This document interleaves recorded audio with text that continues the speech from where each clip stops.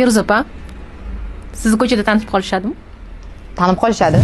Istanbul aeroporti, Toshkentdan Istanbulga uchdik. 2023-yil Istanbulga o'g'limni qo'lida kichkina travma bo'lgan edi, operatsiya uchun olib borganmiz. Hech qayerda ketaman deganim yo'q, ijtimoiy tarmoqlarda. Shunchaki Istanbul aeroportidan уже chiqib ketayotganimizda bir ayol meni to'xtatib, "Voy, siz doktor Feruza Nazolayevnasiz-ku. Rahmat sizga, sizni tavsiyalaringiz bilan mana o'g'il tug'ib olganman" deb koleskada yotgan bolachani menga ko'rsatyaptilar. Shunaqa xursand bo'lib ketganman, juda ham xursand bo'lib ketganman. O'tgan kuni farzandlarimga pastelni bilib olaman deb doimiy boradigan bitta do'konim bor. O'sha yerga shunday tushsam, bir ayol, "Voy, siz doktor Feruzasiz-ku" deb shunaqa xursand bo'lib, baland ovozda yana men bilan so'rashyaptilar. Ularning xursandliklari, ularning kayfiyatlari shunday menga yuqib qoldi-da. "Men sizni taniyman, men sizni Instagramda ko'raman. Homilador bo'lgan paytimda mendan yordamingizni ayamagansiz. Instagramda savol bersam, savollarimga javob berganingiz." Kayfiyatlarini shunaqa menga yuqtirdilar, rosa xursand bo'lib ketdim.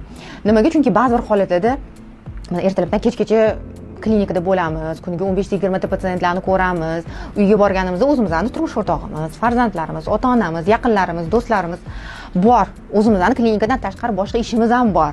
Lekin meni kuzatuvchilarim bilishadi, Telegramda ham, Instagramda ham juda ham charchagan bo'lsam ham ko'pincha o'zim javob berishga harakat qilaman. Kechagi ayolni naborot menga shunaqa gapirganlar yana ham menga kuch berdiki, "Yo'q, vaqtimni bekorga o'tkazmayotgan ekanman. Umuman ko'rmagan, umuman qabulimga kelmagan patsientlarga ham shu yo'l bilan yordam bera olayotgan ekanman" dedim. Shuning uchun agar meni aytib ko'rib qolsangiz, ko'chadami, boshqa joydami, samolyotlardami, ko'rib qolsangiz, albatta yonimga kelib ayting, men juda ham xursand bo'laman.